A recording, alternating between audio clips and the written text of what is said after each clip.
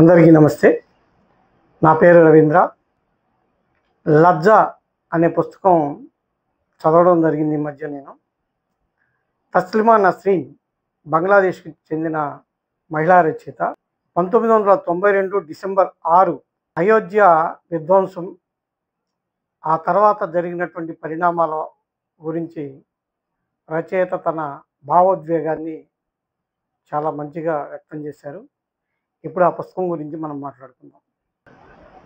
బాబ్రీ మసీదు కూల్చివేత తర్వాత బంగ్లాదేశ్లో అధిక సంఖ్యాకులైన ముస్లింలు అల్పసంఖ్యాకులైన హిందువులని వెంటాడి వేటాడారు. 1992 డిసెంబర్ 6 బాబ్రీ మసీదు కూల్చివేతని CNN టెలివిజన్ ప్రపంచం మొత్తానికి చూపించడం జరిగింది.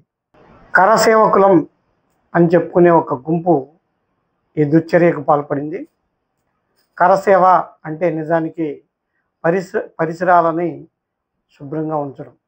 కరసేవ ప్రారంభమైన 25 నిమిషాలకే విధ్వంసం ప్రారంభమైంది. ఈ చర్యను కేంద్రానికి చెందిన CRPF దళం, యూపీ పోలీస్ కాలు కదల్చకుండా చూస్తూ ఉండిపోయింది. 16వ శతాబ్దంలో నిర్మించిన బాబ్రీ మసీదు కూల్చివేత భారతదేశంలోని ముస్లింలనే కాదు,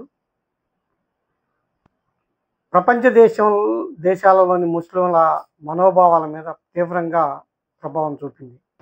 ఈ విధ్వంసం హిందువులకి కూడా తీవ్ర అపకారాన్ని చేసింది. ఈ సంఘటన వలన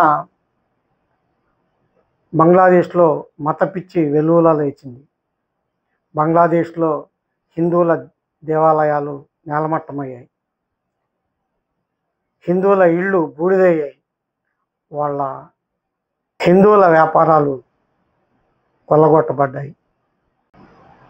భారతీయ జనతా పార్టీ, విశ్వ హిందూ పరిషత్ మరియు వారి అనుయాయులు అయోధ్యలో చేసినటువంటి పిచ్చి పని వల్ల కేవలం భారతదేశంలోనే కాదు, ప్రపంచవ్యాప్తంగా ఈ చర్య తీవ్ర ప్రభావాన్ని చూపింది. బంగ్లాదేశ్లో ఉన్న 2.5 కోట్ల మంది హిందువుల గురించి వీరు విస్మరించారు. ఒక్క బంగ్లాదేశ్లోనే కాదు, పశ్చిమ ఆసియాలో ఉన్న ప్రతి దేశంలో చెప్పుకోదగ్గ సంఖ్యలో హిందువులు ఉన్నారు. ఈ హిందూ దురాభిమానులు ప్రపంచ దేశాల్లో ఉన్న హిందువుల గురించి ఆలోచించారా? ఒక ప్రమాదకరమైనటువంటి సంఘటన భారతదేశంలో జరిగితే దాని ప్రభావం మొత్తం ప్రపంచం అంతా వ్యాపిస్తుంది. ఈ విషయంలో మన రాజకీయ నాయకులు కొంత బాధ్యత కలిగి ప్రవర్తిస్తే బాగుండేది.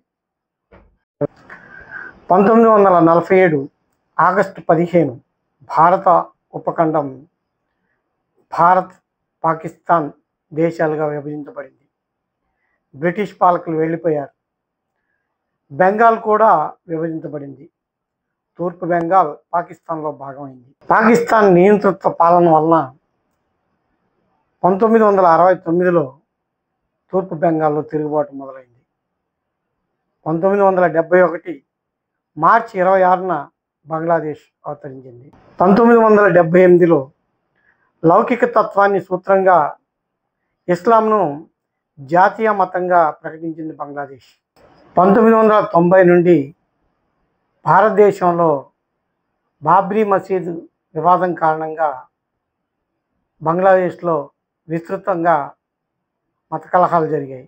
1992లో జరిగిన బాబ్రీ మసీదు కూల్చివేత తర్వాత బంగ్లాదేశ్లో అల్పసంఖ్యాకులైన హిందువుల మీద విపరీతమైన దౌర్జన్యకాండ జరిగింది. బంగ్లాదేశ్కి చెందిన తస్లిమా నస్రీన్ అనే మహిళా రచయిత రచించినటువంటి బుక్ లజ్జ. మీకు వీలైతే ఒకసారి తప్పకుండా ఈ పుస్తకాన్ని చదవండి, చాలా బాగుంటుంది. మనకి ప్రతి సన్నివేశం మన కళ్ళకి కట్టినట్టుగా రచయిత ఈ పుస్తకంలో తెలియజేయడం జరిగింది. 1993 ఫిబ్రవరిలో లజ్జ అనే పుస్తకం ప్రచురించబడింది.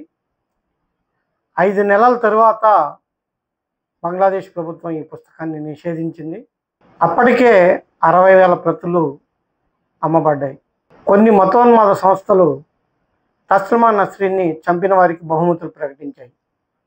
దాంతో తస్లిమా నస్రీన్ బంగ్లాదేశ్ని వదిలేసి ప్రపంచంలోని వేరువేరు దేశాల్లో తలదోచుకుంటూ చివరికి 2004లో భారతదేశంలో నివాస అనుమతిని తీసుకొని 2004 నుండి ఆమె మన భారతదేశంలో నివసిస్తున్నారు.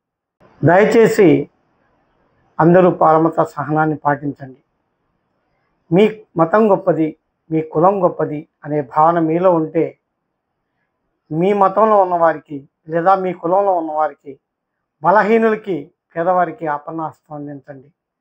అంతేకాని ఎదుటి మతస్థుల మీద లేక ఎదుటి కులస్తుల మీద కోపం పెంచుకోకండి. వారు కూడా మీలాంటి వారే అని గుర్తించండి. జై హింద్.